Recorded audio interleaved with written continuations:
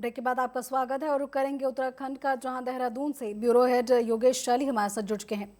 जी योगेश जी, जैसा कि आज हनुमान जयंती है उसको लेकर कितनी धूम देखी जा रही है वहां, इसके अलावा जो है मंत्रिमंडल को विस्तार को लेकर लगातार राजनीति देखी जा रही थी, इसके अलावा बात करें चारधाम यात्रा की तो इन सभी खबरों में क्या कुछ अपडेट है?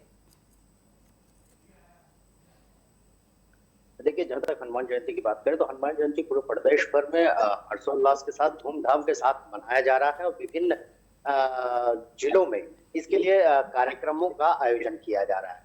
इसके साथ ही बात करें चारधाम यात्रा की तो चारधाम यात्रा को लेकर के लगातार प्रशासन द्वारा तैयारियां की जा रही हैं, चाहे वो मार्गों का निर्माण करना हो या फिर उनका सौंदर्यकरण करना हो, तो उसका कार्य लगातार प्रगति पर है। इसके साथ ही आपको बताएं कि पिछले 2 दिन से प्रदेश में मौसम ने करवट ली है और जो गर्मी और उमस भरी गर्मी जो यहाँ पर पड़ रही थी, अचानक से मौसम में परिवर्तन आया और उसके बाद पर्वतीय क्षेत्रों की अगर आप बात करें तो वहां पर बहुत तेज आंधी तूफान के साथ ही ओलावृष्टि भी हुई है, जिसकी वजह से फसलें भी खराब हो गई हैं। किसानों को काफी नुकसान इससे पहुंचा है।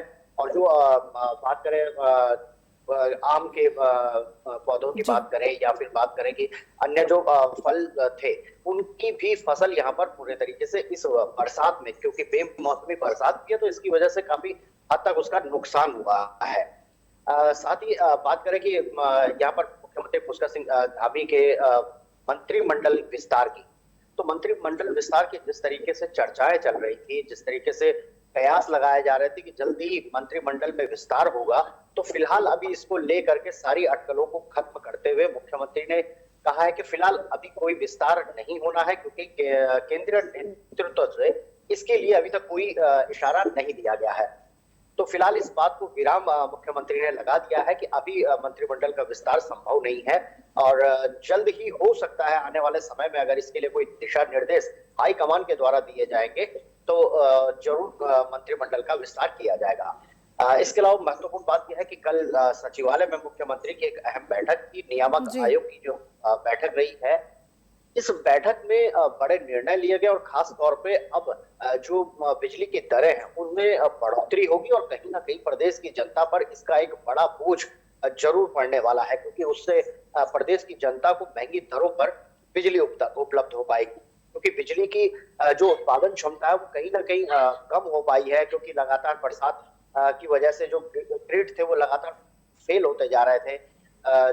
इस वजह से बिजली का उत्पादन कम होने की वजह से दूसरे प्रदेशों से बिजली खरीदी जा रही है, जो महंगी दरों पर उत्तराखंड सरकार को खरीदनी पड़ रही है। तो कहीं ना कहीं इसका इनडायरेक्ट वे में प्रदेश की जनता पर जरूर इसका असर पड़ेगा और प्रदेश की जनता को महंगी दरों पर बिजली खरीदनी पड़ेगी, यानी कि कहीं ना कहीं आम जनता की जेब जरूर ढीली होने वाली है बिजली के बिल को लेकर के। इसके अलावा आपको बताया कि चारधाम यात्रा को लेकर के एक नए नियम भी अब बना दिए गए हैं कि दूसरे प्रदेशों से आने वाले जो वाहन होंगे उनको ग्रीन कार्ड जरूर लेना होगा, क्योंकि पर्वतीय क्षेत्रों में जो वाहन चलाना वो काफी मुश्किल होता है। तो ऐसे में जो दूसरे प्रदेशों से जो ड्राइवर्स आते हैं तो वो कहीं ना कहीं उनके लिए ये जरूरी है कि क्या वो पर्वतीय क्षेत्रों में वाहन चलाने के लिए योग्य है या नहीं है। तो उसके लिए एक फिटनेस जो कराई जानी है वो ग्रीन कार्ड लेना बहुत आवश्यक होगा। इसके लिए परिवहन निगम ने अपनी पूरी तैयारियां कर ली हैं, उसके जो मानक हैं वो भी बना लिए गए हैं। तो खास तौर पर जो पर्वतीय क्षेत्रों में जो वाहन चलेंगे, चाहे वो प्राइवेट वाहन हो चाहे वो कॉमर्शियल वाहन हो, तो दोनों वाहनों के लिए ग्रीन कार्ड लेना बहुत आवश्यक होगा। साथ ही जो हिल परमिट होता है, वाहनों की जो जांच होगी वो हिल परमिट के नियमों के अनुसार होगी, यानी कि खटारा वाहन या जो एक्सपायरी डेट के वाहन है वो पहाड़ों पर नहीं चल सकेंगे, जिससे कहीं ना कहीं आने वाले समय में जो दुर्घटनाएं हैं उन पर अंकुश लग सके या आने वाले समय में जो यात्री हैं उनको कोई दिक्कतें ना हो। इसको देखते हुए ये सारी चीजें की जा रही हैं। तो ग्रीन कार्ड अब आवश्यक हो जाएगा। यदि आप उत्तराखंड के यात्रा पर आते हैं तो आपको ग्रीन कार्ड लेना बहुत आवश्यक हो जाएगा। और दूसरे आपको बताएं, अभी सुबह की ही एक बड़ी दुखद घटना सामने आई है। श्रीनगर कीर्तिनगर के पास की एक वाहन दुर्घटना हुई है, जिसमें एक ही परिवार के 5 लोग सवार थे, जो थार गाड़ी से देवी माँ के दर्शन करने के लिए हरिद्वार से निकले थे। लेकिन श्रीनगर पहुंचने से पहले ही गहरी खाई में उनकी वो कार गिर गई है, जिसमें करीब 4 लोगों के अभी भी वाहन में दबे होने की मतलब अभी उनका शव नहीं मिल पा रहे हैं। नदी के अंदर अभी वो डूबे हुए हैं। रेस्क्यू अभी यहाँ पर जारी है। सिर्फ एक महिला ही उसमें से किसी तरीके से अपनी जान बचा पाई है, जो वाहन के ऊपर ही किसी तरीके से वो टिक गई थी। तो फिलहाल एक महिला को जरूर बचा लिया गया है, वो भी गंभीर घायल है। उन्हें नजदीकी सरकारी अस्पताल में भर्ती कराया गया है। इसके अलावा जो 4 लोग हैं अभी उनकी खोज जारी है, जिसमें बताया जा रहा है कि 2 छोटे बच्चे हैं, 2 महिलाएं हैं। तो अभी उनकी खोज जारी है। करीब 4 से 5 लोग अभी लापता हैं।